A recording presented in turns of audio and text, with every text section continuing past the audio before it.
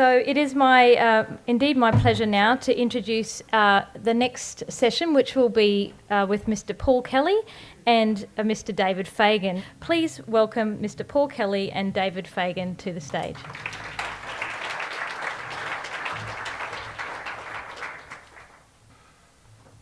Well, thanks very much. It's a great pleasure to be here in rainy Brisbane and enjoying the fact that today I was supposed to be in Canberra for the launch of the long-awaited national energy policy. So instead of that, I've got my priorities right and I've come to Brisbane.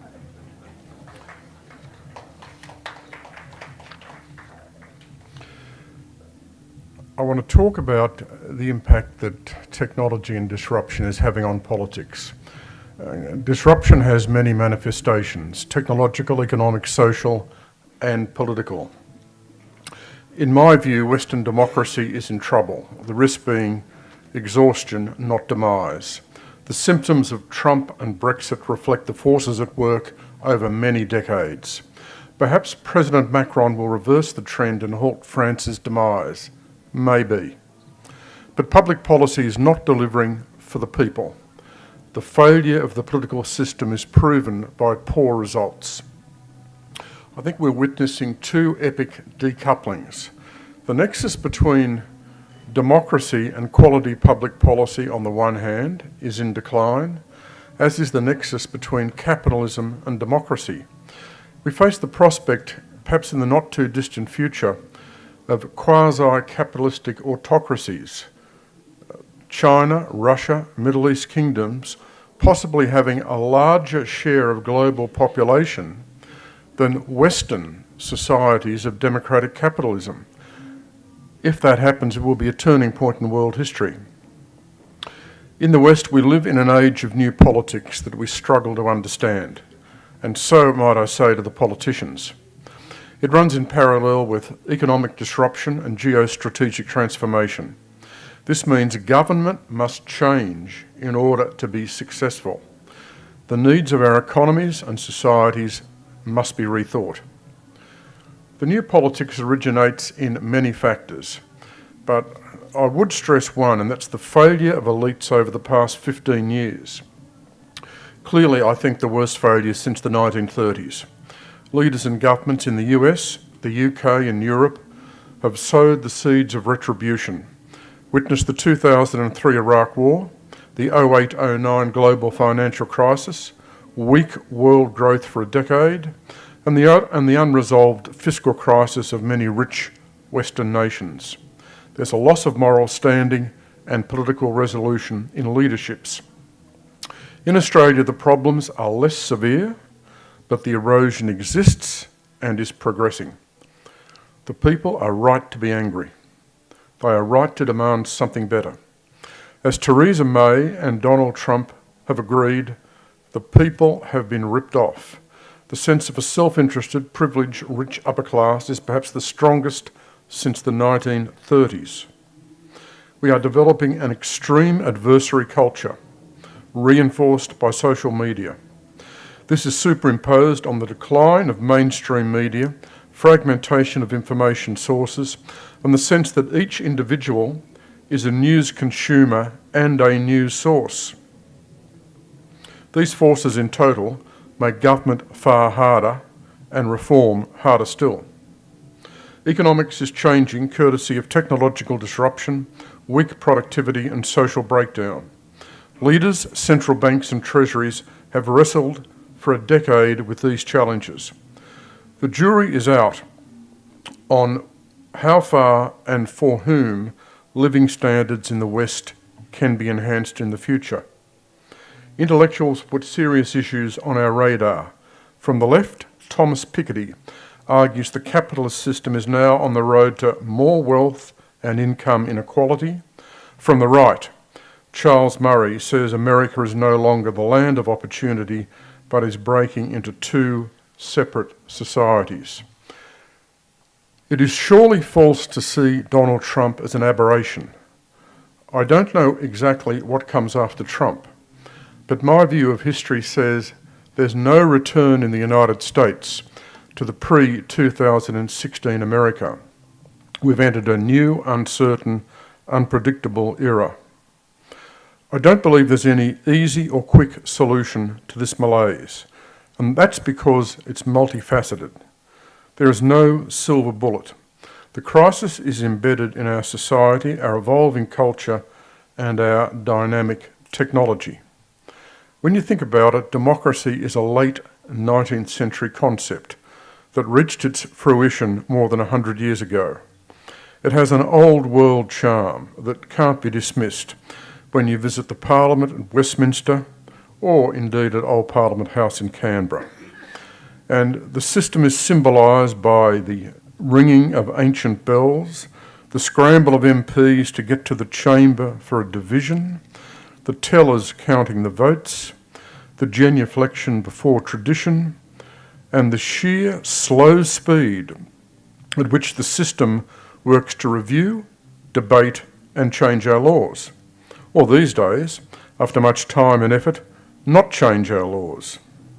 The format of democracy is fighting the rapidity of technological innovation. We are consumed by an epic conflict, short-term politics and long-run policy needs. The speed, the impatience, and the technologically driven short-termism of our culture on the one hand contrasts with the need for deep, long-term support for public policy reform on the other. Every field of public policy you look at, tax, education, health, welfare, climate change, energy, training, and lifelong education requires public support for a sustained period of years to secure and underwrite enduring reform and progress and policy change.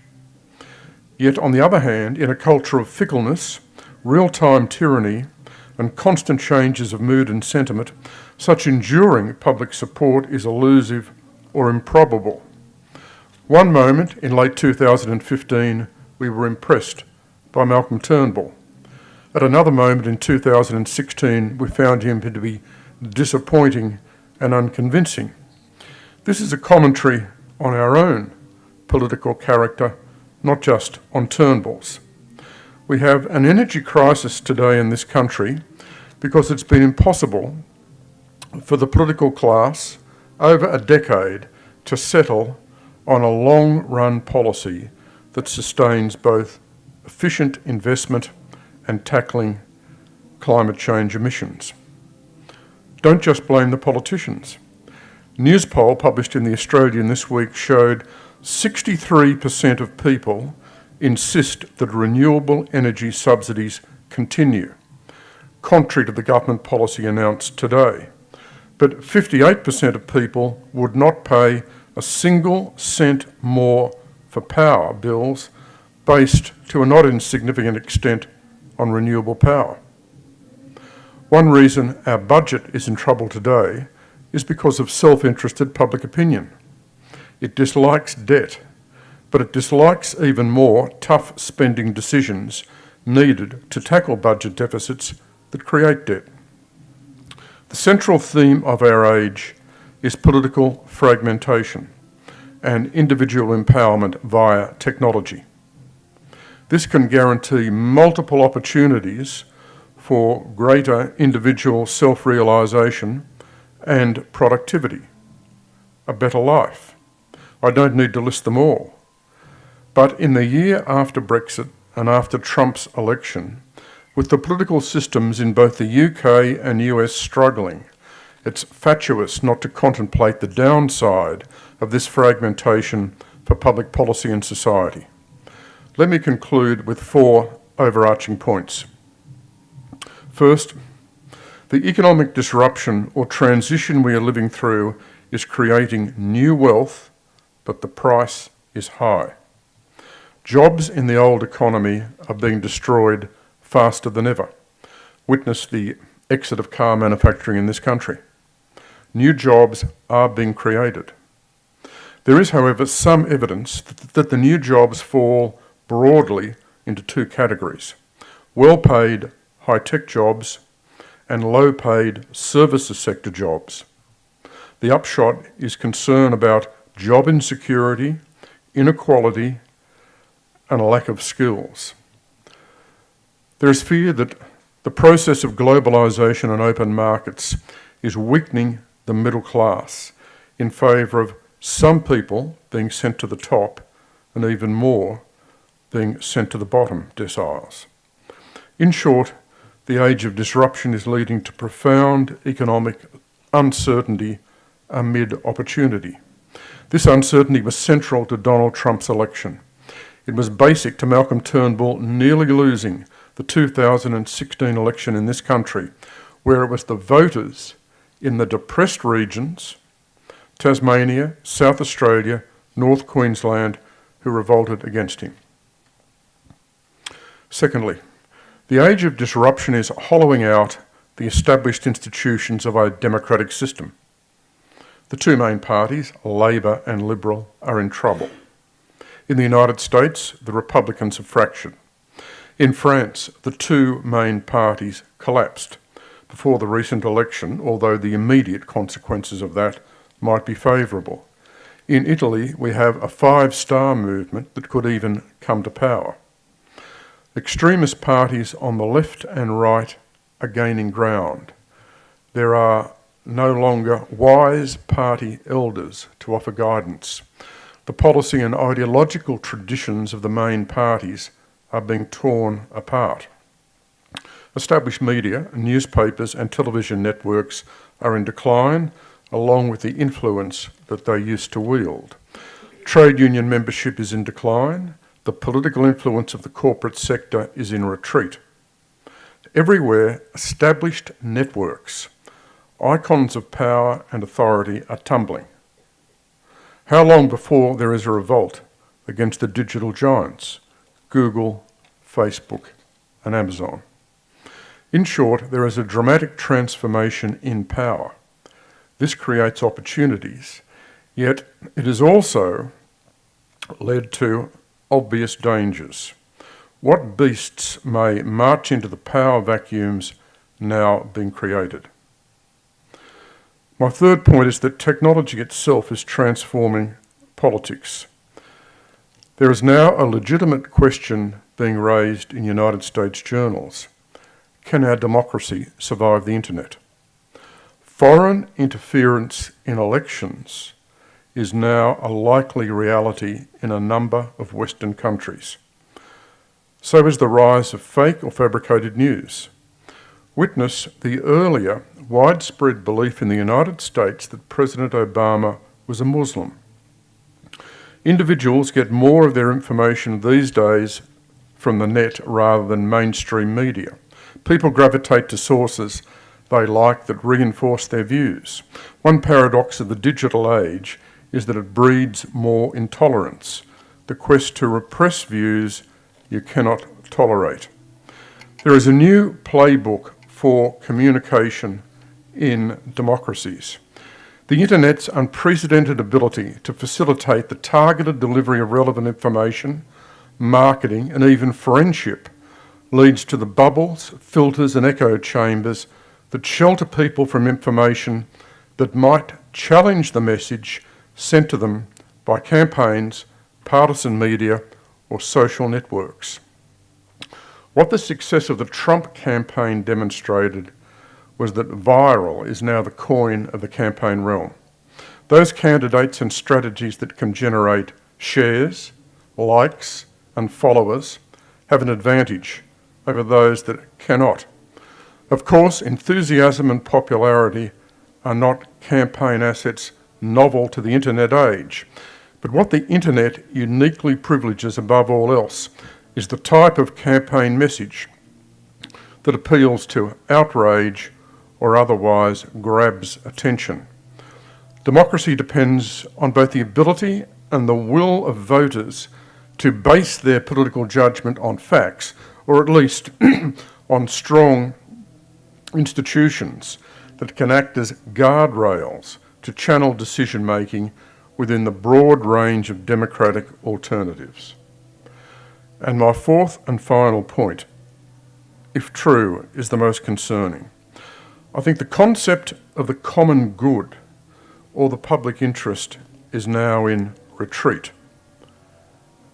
The bulwarks that sustain it are in manifest decline. The rise of individual narcissism is an unmistakable feature of the digital age. The digital age is made for single-issue campaigns. The idea of a broadly based policy agenda put to the people at an election, filled with inevitable compromises and trade-offs, has far less chance of success and acceptance today than before. One item, one weakness in the program will be identified and targeted to destroy the entire program. The digital age has further empowered the negative in politics, and the negative was strong anyway. But it's also done much more. It's undermining the collective sense of the common good because it empowers extremes, sectional interests, and populist agents of deception. Can even our better politicians avoid contamination? I don't know. What I do know is our public policy and democracy face serious, unprecedented challenges. Thanks.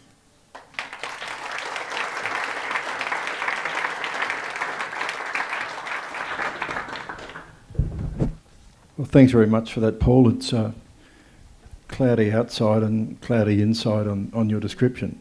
But I'd like to start with just asking you a couple of things, and then if there are some questions from here, let's have those as well.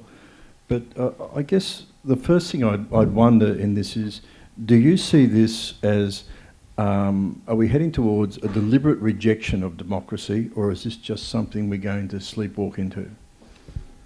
No, David, I don't think there's any deliberate rejection at all. I think the idea of democracy, the concept of democracy, remains popular, and it's given great lip service, and it's still seen as a virtue in terms of public life, and I think a virtue in many institutions. I think your question about sleepwalking is the right way to think about this. I think that the environment in which we're operating at the moment is really having a profound effect on personal lives, on corporate life, on many institutions, and then certainly in terms of political institutions. I mean, I've been covering national politics and public policy now for far too many decades, but the thing that I'm aware of is there's something different now. There is a new mood, there's a new difficulty. It is definitely harder, at the national level anyway, for politicians to govern, and I think the task of reform, and we do need reform in a society which is changing so quickly. I think reform is far more difficult. So I think we're sleepwalking into a lot of trouble. Do you think, from your observations over what you say are far too many decades, that the quality of the politicians is not what it was, or do we have a sentiment about what's happened in the past? I think we've got two problems at the moment. One problem is the system, and the second problem is the quality of the politicians. We've got to be a little bit careful about this. Having written at length about Hawke, Keating and Howard as Prime Ministers, I'm very much of the view that they were superior political operators and superior at getting worthwhile policy out of the system than were their successors in terms of Kevin Rudd, Julia Gillard, Tony Abbott and Malcolm Turnbull. Now, the interesting feature about the second four Prime Ministers I just mentioned is that they're all so different. Two from the Labor Party, two from the Coalition, some Conservative, some Progressive, all with varying strengths and all with quite different weaknesses. But I think there's probably a widespread view that this recent period from 2007 onwards has been a period of suboptimal public policy performance. That's certainly my view. And so I think this reflects on the personnel. But not just the personnel. I often say if Hawke and Keating were here today, they'd find it much, much tougher. They would not be as successful simply because of the difficulty of operating in this system. Is the other difference, though, that when we think of Hawke, Keating and Howard, that there were some fundamental principles which seemed to guide them into and through public life? And I think when we think of the post-07 Prime Ministers, that hasn't quite been the case, has it? I mean, we might have thought Abbott did, but he didn't stick with those in office. Does that core belief matter so much, or is that not so important now? Look, I do think it's important for politicians to be people of conviction. If they're not people of conviction, and if the public sense that they don't have firm convictions, then I think that becomes a pretty substantial negative for the incumbent. But conviction is not enough. Having convictions is not going to make you a successful chief executive or a successful prime minister. You've got to have a range of other qualities. You've got to have enormous physical stamina. You've got to have a great ability to deal with people, to deal with your colleagues, the cabinet, the party room. You've got to have an understanding of the country, an understanding of what moves the Australian people. And you've got to have an understanding of the country in terms of its regional differences. You've got to be intelligent, you've got to be a good communicator and fluent, but above all, the single most important quality is you've got to have sound judgment. Sound judgment that you've got to exercise every day on a whole range of different matters, which is pretty difficult and pretty demanding. You've got to be able to manage serious setbacks. You've got to be able to control your hubris when you're doing well. So that overall is a pretty exacting range of qualities that are required. Perhaps it's not surprising that our recent Prime Ministers haven't come quite up to the mark in a range of those categories. But let's just stick with Malcolm Turnbull for a moment. Successful in journalism for a short while, successful in law, very successful in business, some success as a community advocate in getting the Republic onto the agenda, even though he lost the ballot, goes into politics, becomes the leader, and just has visibly wilted in office. Are we just wanting too much? Well, Malcolm, of course, would contradict that, although the public opinion polls, which we publish regularly, David, would suggest that there's a lot in the diagnosis that you just gave. Look, everyone's different. Malcolm is a really brilliant individual, and he's a better person than what he used to be a long, long time ago, when he was operating in the Sydney business, financial and media communities. But he's always tended to be a solo operator. He's been an advisor, he's been a lawyer, he's been counsel to Kerry Packer, but he hasn't been a chief executive running an organisation. He hasn't run an organisation, he hasn't run an institution. He's essentially operated solo. And he made his money in a particular way off new technology in the digital economy in a couple of good deals. He's not a natural politician. He's very different to John Howard. John Howard was a natural politician. John Howard was in the Liberal Party, but of the Liberal Party. Malcolm Turnbull's in the Liberal Party, but he's not of the Liberal Party. There's a tension between Malcolm Turnbull and his own followers and the party that he leads.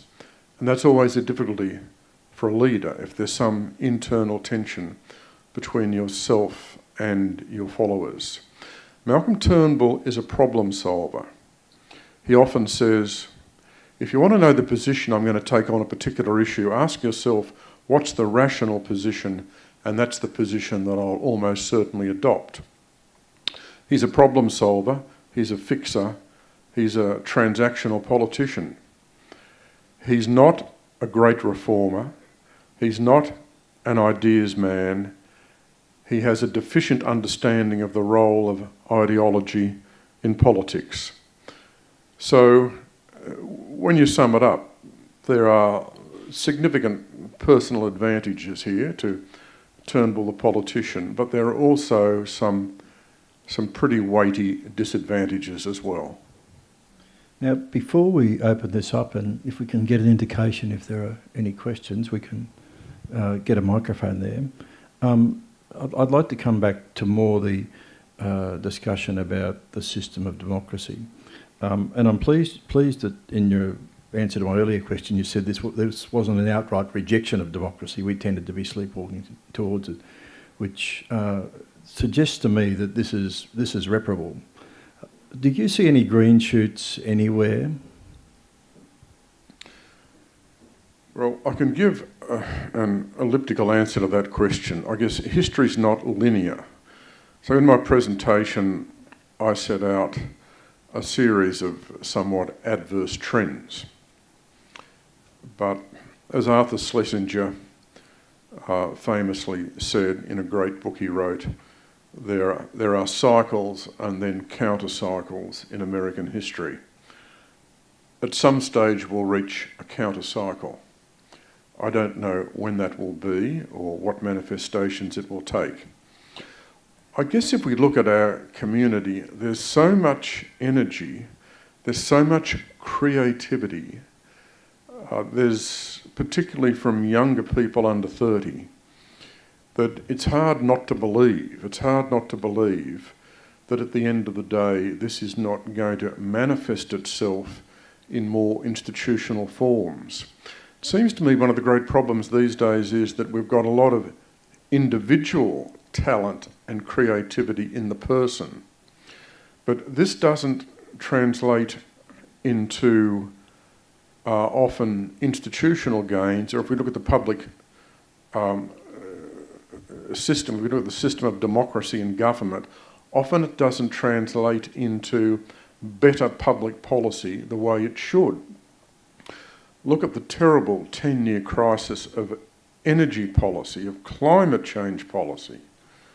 We've had a lot of energy and a lot of intelligence and a lot of scientific and environmental resources to draw upon, and yet in actual fact the political system has failed over the space of a decade to do that.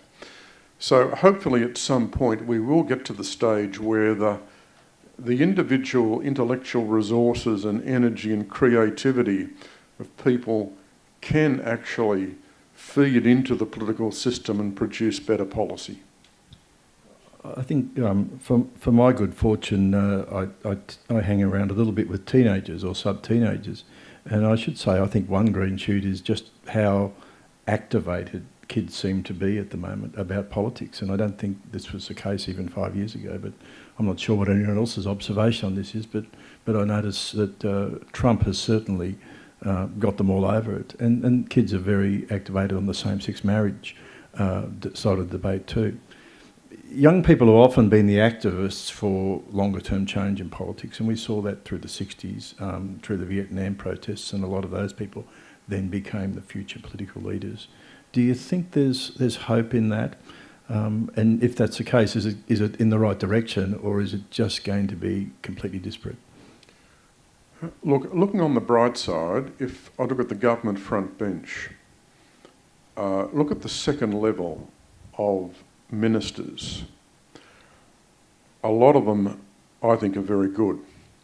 Whether we're talking about Angus Taylor, Dan Tehan, Christian Porter, Greg Hunt, Josh Frydenberg, just to name some. They're younger people. Most of those would be in their 40s. They're superbly qualified. They're very able communicators. They're decent people. They've got, each one of them that I mentioned, a really good grasp of their portfolio. Really, really good in terms of the policy requirements. And I could name an equivalent number of people on the Labor front bench as well. So I think that is encouraging, that we've got younger people, not just in the Parliament, but we've got younger, capable people sitting on the front benches. That's very important. I don't see a Bob Hawke or Paul Keating or John Howard among them. But perhaps that's the wrong paradigm to use. Perhaps we shouldn't be using that sort of paradigm from the past. We should be using a different sort of paradigm. So during the day we've looked a lot at technology and the various aspects of it, and I think this afternoon we went more deeply into what technology does to the future of work, some of the ethical issues around intimacy that came from the development of technology, and touched on some of the ethical issues that relate to combat as well. All of this requires some pretty deep thought to navigate if we're not going to find ourselves in a bit of a bind. From what you're saying, it's just not possible that thought is going to come through the political or public process, is it? Well, at some point or other, it's got to be addressed in the political system and in public policy. I mean, I attend many forums and discussions about these sorts of issues where various predictions are made that in the next 10 to 15 years, 40% of the jobs people now occupy will be eliminated. And so therefore, that's going to put enormous demands on our system of training. It's going to put all sorts of demands on the public policy process, whether we're talking now about the education system, the health system. If we just look at longevity, I mean, the extent to which people are going to be living longer and what that means for aged healthcare is simply extraordinary. So we've got a series of multifaceted challenges. But to go to one of the points I made in my presentation, one of the difficulties is that we have short-term politics. Politics is conducted in real time. I mean, 24 hours is a long time now, and the objective of the Prime Minister and opposition leader when they get out of bed each morning is to win the media debate that day. To win the media debate that day. To win it before lunch, and then to win it after lunch, and then to win it that night. And that's the focus of enormous attention in Parliament House, across all the offices in government and opposition. But if that's what you're focused on, well, it's difficult to be thinking about, hey, what are we going to do about those 40% of jobs that are going to be eliminated over the course of the next 10 or 15 years? Or how are we going to look after aged care, given the extent to which we're going to have an escalation in the average age at which people die? So this tension is simply enormous between the short-term imperatives and the longer-term policy requirements. And it's really damaging the system at the moment, that particular tension. So, do you have an idea for a fix? Well, there's no fix. This is the difficulty. There's no silver bullet. There's no fix as such. We need to expect less from politics. One of the things that concerns me is almost every facet of life we're looking at politicians and expecting politicians to solve the problem. I mean, this is just extraordinary. I mean, you think back 30 or 40 years, politicians simply weren't expected to solve all sorts of problems they are expected to solve now. And we've got to ask ourselves to what extent we're creating this cycle of disappointment. whereby the public expects politicians to solve problems. The politicians go into a bidding war all the time, talking about all the problems that they intend to solve, and yet we know the capacity of government to solve problems is diminishing. It's not expanding, it's not increasing, it's diminishing. So we're setting up a system which is guaranteed to produce diminishing returns. So I'm very concerned about expectations being bid up. I'm very concerned about people looking too much to politicians. We've got to look more to other institutions. We've got to look more to our individual resources. I think, we need to break a part of that cycle. I think that's important. And if we talk about the digital age and the age of disruption and new technology, surely one of the consequences of this is that it's empowering individuals to do more for themselves. If that's true, that sentiment has got to be fed into the public culture. And that in itself is a challenge, isn't it, for the technologists and the people who support it to use it for that good, to empower the individuals to solve their own problems and the broader community problems. It is. I think it is a real challenge, and we need to have more forums like this where we talk about these issues. They are so dynamic and complex, and they affect every aspect of life, as seems as though you've just heard from that previous session. And I think on that note, which is a positive note, we might wind up this discussion. Paul, thanks very much for coming today. I think this is one of the few places you'll get Paul Kelly and Midnight Oil on the one bill. It's not the first time you've heard that. I'm not competing. Thank you very much.